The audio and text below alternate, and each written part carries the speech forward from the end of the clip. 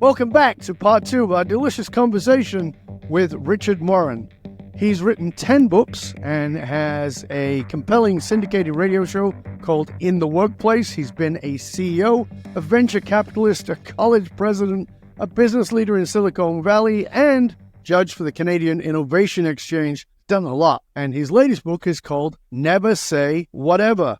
We talked about in part 1 how this is kind of this virus inside of organizations of where people are not making decisions. In fact, they're actively not making decisions by saying whatever. And in part 1, we talked about how that comes about, why we do that, and why we've got to stop doing it. And where we kind of finished off at the end of part 1, by the way, if you didn't get to listen to part 1, go back, have a listen. And I really encourage you to get out a notepad or a pen and just take some notes. I promise you there's some real good value in there. Let's talk about this whole thing around these whatever decisions, because we were talking about this idea. Well, for instance, I think it was Cornell University that discovered or deciphered that we make about 35,000 decisions a day, and that creates something for us called cognitive load neurologically. And so as a result, we're constantly brushing off decisions and not making decisions, or trying to work out what are the most important of all these thousands of decisions that we have to make every day, and for that matter, how to make them. We're all suffering from this decision fatigue. How do we make these decisions? Richard, walk us through this, because I know you've built this sort of 5-step process. Can you help us understand a bit better? Sure. I want to go back to that number that you mentioned of 35,000, because sometimes I'll give a speech and I'll ask people, how many decisions do you think you make in a day? And people might say 200, 300. No one comes anywhere close to 35,000. And some of your listeners might be saying, well, that can't be right. But just think, in the last 3 minutes, you and I and people listening, they're going to say, well, should I listen? Should I watch? Should I go back and listen? The metaphor I use all the time is when you go to lunch, you make 300 decisions just at lunch: where to sit, where to go, lettuce and tomato, mayonnaise, mustard, whole wheat, sourdough. And when you put it in that context, then people start saying, oh yeah, I do make a lot of decisions every day. And every time you say the word whatever, you're not making a decision. And that's why they pile up. That's why we get decision fatigue. And that's why you don't get the sandwich that you want if you say whatever to turkey or ham or the choices that you have in front of us. So people get decision fatigue, are more likely to get it when they postpone decisions, because then at the end of the week, they've piled up. Email is a good example I cite all the time. We love the delete button when it comes to email, but there's a lot of emails that you just can't delete and require some decisions. And every time you postpone the decision or don't make it, that email could come back to haunt you. So I tell people, make the decisions. And I'm not suggesting that people develop sophisticated models of decision making. I'm suggesting that you learn how to make decisions based on what's good for you, what's good for your family, what's good for your career. And those can be as simple as a quick pros and cons list. I even tell people, turn the magic 8-ball over if that will help you. So the central message here is make a decision. It's that simple. Make a decision. And maybe it's my illusion, of course. We live in a very fearful world where fear is perpetuated upon us. We're afraid of saying the wrong thing, afraid of getting canceled. We're afraid of doing the wrong thing and getting some kind of backlash. And I think there's a lot of fear around those decisions, but no decision is final. I mean, apart from blowing out your brains, sure, that's pretty final, but everything else is pretty much not. All the research, to your point, points to, and again, I'm not the researcher, I'm just citing others, and I think this is one you would really appreciate, that is, the decisions that we rue the most, that we regret the most, are the decisions we did not make. The woulda, coulda, shoulda. I could have been a professional football player had I practiced that one semester. I could have been a successful lawyer if I had chosen to go to law school. I should have married that girl that I went to college with, but I couldn't make the decision. Regrets are based on the decisions that we did not make more than on the decisions that we did make. Yeah, it is a very powerful learning. And then we come to somebody like Richard Zapolsky, who says there is no free will. And so you're never actually making a decision anyways. And my argument to that is, then are you just throwing in the towel? You can argue there's free will and it's predetermined by your DNA, by your environment, by a God. But the bottom line is, whether there is or there isn't, I'm not willing to throw in the towel. personally, I want to take that step towards ownership in my life, because if I don't do that, then I'm also out of integrity, but I've subjugated my power to something. Yeah, people say, well, I'm not a leader, I'm not a CEO. You are. Everybody listening is. It could be your bowling team, it could be your church group, it could be your work group, it could be your family. But at the most basic level, you're the CEO of yourself. You are the manager, the leader of your own destiny. And the decisions are what dictate that. And I think the small decisions help create what that destiny is. So you have these 5 practical ways, aside from the Magic 8 Ball, maybe that's one of them, for making decisions. Walk us through that, if you could. Sure. Well, one is just doing advantages and disadvantages. Somebody corrected me. If I do this, then good things will happen. But somebody corrected me recently because they correctly assessed their future. Instead of saying, what's the worst that can happen to me, they now think of what's the best that can happen to me. So instead of living in fear about, oh, what's the worst that can happen to me if I take this new job or if I make this decision, they think now in the form of what's the best that can happen to me. So if I make this decision, I might get this promotion. I might win the emotions of this girl I want to date, or all those choices are in front of you. But that simple switch to what's the best that can happen to me from what's the worst that can happen to me, I thought was really powerful. And it's all related to, without using Google as an example, Google operates on algorithms. They make decisions based on algorithms. And an algorithm is nothing more than if this, then this. It's an if-then scenario. And I encourage people to just use an algorithm of your life.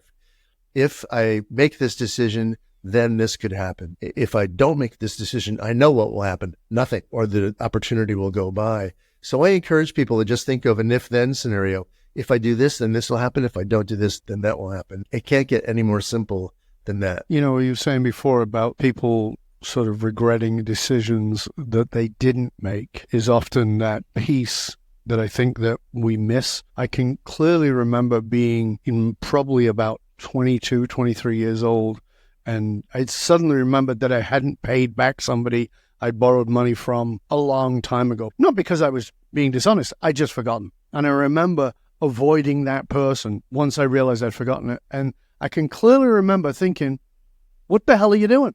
Make the decision to go to that person and say, listen, I blew it. I'm sorry. I completely forgot. And here's the money.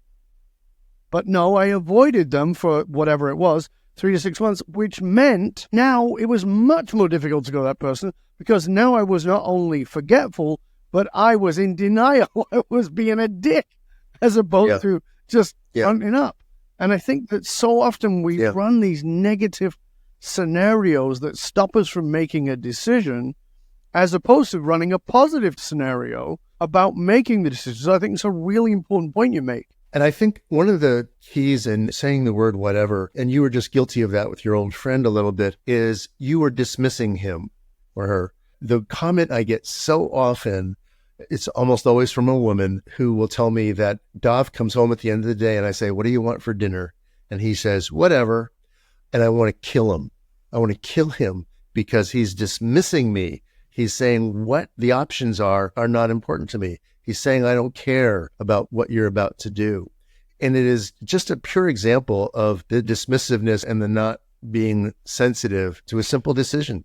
So the guys in their defense say, well, I trust her to make whatever. Well, she wants you to be involved in that decision. It could go down a bad track. One of the successful leaders that I interviewed for the book, he said that whenever someone says whatever to him, he responds by, what does that mean? Tell me what that means. Are you saying, I hate you, I don't care about you, I don't give a shit what the decision is, but tell me what you're saying right there. He said it sets them back a bit because they say, whoa, he wants to know. I think it's a good trick if you're around a lot of people who are saying that whatever word. I think by simply saying, especially in an organization, say, tell me what that means, then it really can help you. I think that's very powerful. My wife taught me, which I'm still learning after almost 30 years, is instead of saying, that doesn't matter to me, I will say things like, I don't care. And she goes, you're one of the most caring people I know. Please don't say that, because it tells people you don't care. And you do care. And I go, well, yeah, of course I care. They know that. And she goes, no, they don't. And when I first read the stuff for your book, that was the thing that stood out to me. what stood out to me was that when I say whatever, what I'm really saying is, I don't care. Or that's at least what is heard. I don't care. And I had never met a human being who doesn't want to feel they're important at some level, whether it's my 1-year-old granddaughter or whether it's your great-grandfather who's 142. Everybody wants to know they matter. And so when you say whatever, it's dismissive, it's disrespectful. I was going to say, one of the ironies of all this is, again, the Cornell researchers found that we're pretty good at making big decisions. We're pretty good at deciding we're going to follow this faith or not. We are going to live in Vancouver because we like it there. We are going to have children because we love children. We are going to get a dog because we love dogs. So we're pretty good at making big decisions. But the irony is that there's only like 20 of them in our lives. So compare the 35,000 to the 20. And that's the paradox that we're dealing with here. We're pretty good at making the big ones, but we just suck at making the little ones. But isn't that the argument, Richard? Is that I'm good at making big decisions, so I can whatever the rest. I've heard that in the first podcast in an organization where a woman, a CEO, was an early stage company, and they had $5 million of funding. And for a lot of the cost decisions, she would say, whatever. So can I go to this conference in Toronto? Go ahead. Can I take my spouse? Whatever. Can I buy this extra laptop? Whatever. So pretty soon, all these little whatever decisions, they ran out of money. It matters. Yeah. So you brought up something earlier that I think we need to come back to, which is this culture idea and a whatever culture, which is what you were just talking about, is what brought it back to me. From your point of view, and you've done consulting with very large organizations, medium-sized organizations, you're brought in as an expert so many times. From a work culture point of view, what do you believe makes a healthy work culture? Clarity is always the first thing I say. The goal is clear. The participation of everyone is clear. The roles of everyone is clear. And the most organizations I see are ones that have clear goals, clear expectations, clear roles. So I talk about clarity all the time, and a culture that was going to be one that people like to work in.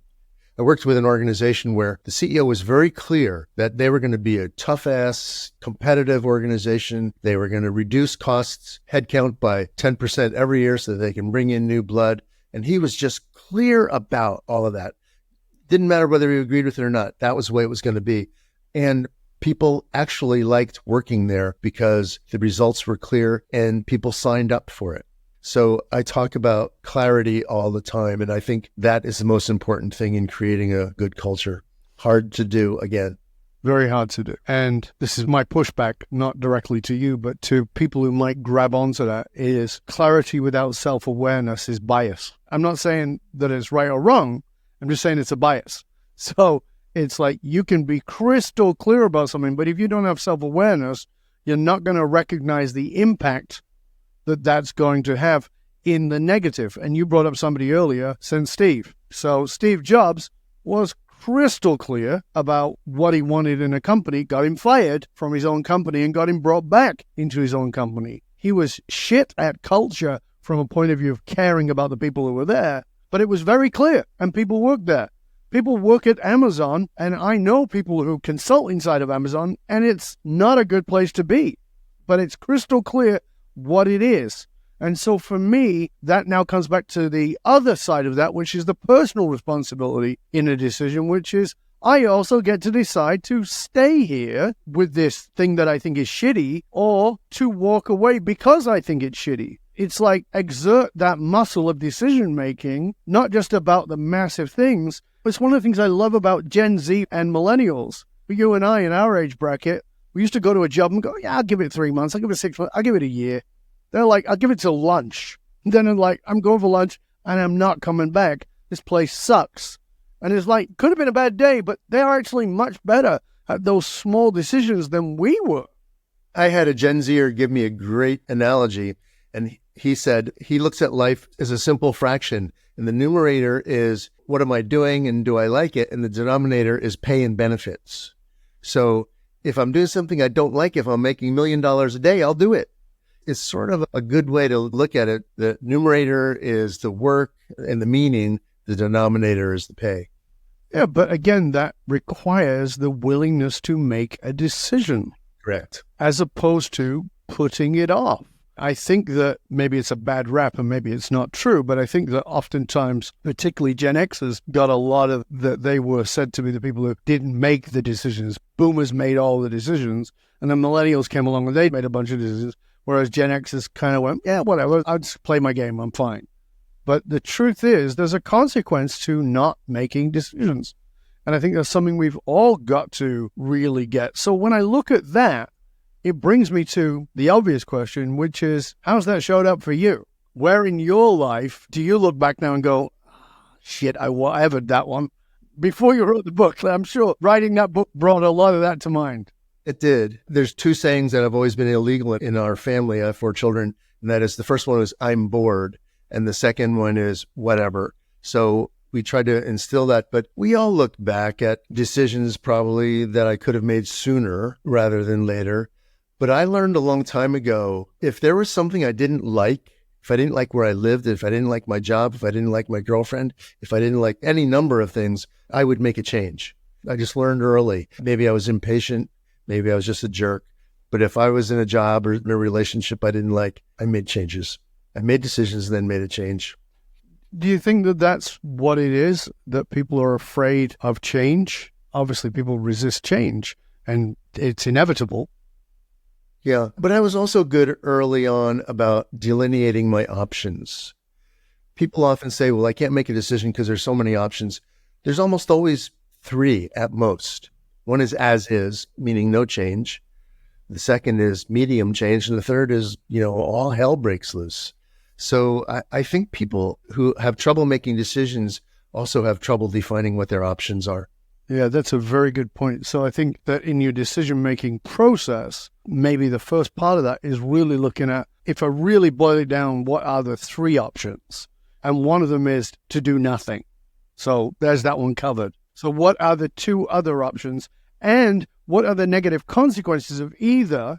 And what are the positive consequences of either? I don't think you can just go the negative consequences. I don't think you can just go the positive. But you got to make that decision. When I talk about people avoiding change, I say the people are not avoiding change. They're avoiding perceived pain. They perceive some pain of making the choice, but it is what's got to happen. I want to sort of bring this home in a way, because we've all lived now through the pandemic and the post-pandemic world and the cultural thing that is everywhere. And the decisions that a lot of companies are making is, do we bring people back to work? And is it a whatever situation? Well, whatever you want to do, you can stay home. You can come to work. Do we keep this property with the 200,000 square feet that we've got and all the rent and nobody's here? And, talk to us about that for a moment. The current workplace, the post-COVID workplace, it's confusing for a lot of people. How does this play into that from your point of view? It is confusing. I'll go on record. People, I think, are starting to return to the office. Offices are changing. What they used to be are not what they are today. And I think people still want the colleagueship. They still want to be around other people. I think they still want that. What they don't want is to go back to the way it was, where it was a sea of cubes, useless meetings, and a culture where it might have been a whatever culture. So people are returning. And I was just with a major architectural firm, and their focus as they redesign office spaces is to make it so interesting with such a sense of well-being that people want to come back. So I do think that people are going to come back. I don't think it'll be 5 days a week, 80 hours. There will be flexibility, but there will be a core of being around other people. And that might not happen this summer, but it's going to happen. And it will be a good thing, I think. I miss not going into a spot. Yeah. In 2015, I wrote a book called Fiercely Loyal. And I said in that book, if you're going to build a business, you better build a community. And now what I say is build a community and then put a business in it. And so if you've got your 200,000 square foot across spaces and it's not being used, turn a good portion of that into community rooms where people come and hang out with their co-workers. It doesn't mean they don't work. It means maybe that the days they come into, quote, work, as in the space, they're not actually working. They do most of their work when they're at home, but they do want that community. And what we know is that there is an epidemic of loneliness, and this is one of the ways you, as an organization can become at the forefront of solving that problem so that people want to work with you. These are hard decisions. It's an easy decision to buy a bloody cappuccino machine. It's a much more difficult decision to say, we'll take this on and we'll walk with this for 2 years. I'm also seeing probably some diabolical cunning, or more and more organizations are taking attendance using artificial intelligence, well, you can tell who's in or who's out based on cell phone. But I see more and more companies taking attendance, which means that someday that'll show up on somebody's performance review. So people will go back. That's very interesting. So in all of this, what is the meat and potatoes practical tip that you want everybody to leave this podcast with? Take this home, do it now. The entire book, the benefits of the book is all in the cover, all in the title. If you stop saying the word whatever, that means you will be making decisions. Your family will thank you. Your coworkers will thank you. If I can put an earwig in people's ears that every time they hear the word or every time they're about to say it, they stop, I will have done my job. It can't get any more simple. Stop saying the word whatever. Yeah, making that conscious decision. But I also like what you were saying earlier, which is on the other side of that, if you're the receiver of a whatever, is to ask, what does that mean? It's one of my favorite questions to ask people when they tell me something is, what does that mean to you? Because I'm making it up to mean something, but it could be something completely different. What does that mean to you? Oh, it just means you choose. Well, what if I'm not the person to make the choice? You are. Oh, you mean personal responsibility? Oh my God, bye! For a while in our family, I loved the show Schitt's Creek and all the Canadians. And Daniel Levy was famous on that show for saying, I don't even know what that means. And so in our family, lots of times, well, we never say it, but that was our response when we'd hear whatever. I don't even know what that means. It's a very good response. So as we finish up, Richard, I want to ask you, what's something, aside from the lifeguard, what's something that I might find hard to believe about you? Well, that's a hard question, Dov. One thing that is counterintuitive to being a consultant and everything is that our family owns a small winery. And the thing that I like most about that is the physical work, is the chopping, the cutting, the pruning, the digging, the spraying, you name it. So maybe it's the contrast to being in front of a computer writing or being on Zoom calls. I love the physical activity and the work of what is required in a vineyard. That's beautiful. I'm obviously a pretty big thinker and writer, and it's the same for me. It's my gardening. Somebody said to me in front of my wife, what would you do if you weren't doing what you're doing? And I'm like, oh, that's a good thought. And she goes, what the hell? Why are you thinking? You'd be a bloody gardener. And I'm like, oh yeah, I would. Yeah, I'm sure you'd be a good one. Well, Richard, it's been a pleasure and an honor, sir. Thank you so much for taking the time to be with us. I know you're a busy man. That's an understatement. And you've got everybody knocking on your door to look for your wisdom. Before we finish, I want to make sure that everybody knows how to find out about you, about your many books, and how they can find out and get a hold of the resources. Sure. All of my books are easy to read. In fact, the publishers call my books B&B books, meaning you can read them in the bedroom or the bathroom. They're easy to read. And you can find the books wherever you shop for books. I don't want to put in a plug for Amazon, but that is easy. My website is richardmoran.com. LinkedIn is easy to track me down on LinkedIn, and I am responsive. I want to be responsive to you. And Dov, you are a great interviewer. You're not a typical guy. Thank you, sir. I sincerely appreciate that. Listen, it was a pleasure and honor being with you. I appreciate it, and I know that our listeners do. And as I said, we'll make sure that all the notes are in the show notes, all the URLs of where you can find out more about Richard and about his books. And for you, remember, those who control the meaning for their tribe also control the movement of that tribe. Leaders committed to positively shaping the political and business landscape know that they've got to tap into what drives human behavior, and that is the emotional source code. I am Dov Baron. I show businesses, teams, and leaders how to harness their emotional source code to move their tribe, because unified, actualized meaning is the monolithic difference between mediocrity and greatness for individuals and for companies. Remember, we need your help in staying relevant. It really matters. So please go to wherever you tune into the podcast from and do us a favor, rate, review, and subscribe to the show. And you'll see that our guests have also done the same. Big thank you for sharing the show with everybody you know. Till next time, Stay curious, my friend. Stay curious about every time you say whatever. What are you really saying? Are you saying I don't care? Are you saying I'm lazy? Are you saying I don't like to make decisions? What if you pause that? What would happen to the quality of your life? What would happen to the quality of your relationships? What would happen to the quality of your leadership if you stopped saying whatever? I'm Dov Baron. I'm here to assist you, tapping into your deepest meaning to reach that next level of clarity, focus, purpose, and profit in your business, in your life, and in your leadership impact. I am out.